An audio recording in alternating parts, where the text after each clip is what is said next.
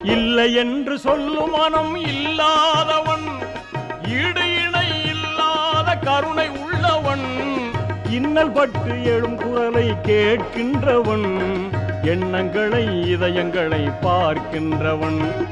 இறைவனிடம் கையேந்துங்கள், அவன் இல்லை என்று சொல்லுவதில்லை.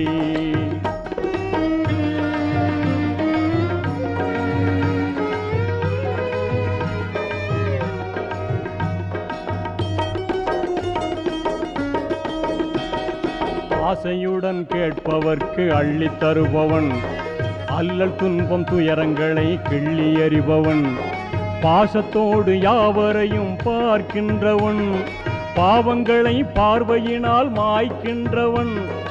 அல்லல் படும் மாந்தர்களே அயராதீர்கள், அல்லாவின் பேரருளை நம்பி நில்லுங்கள்.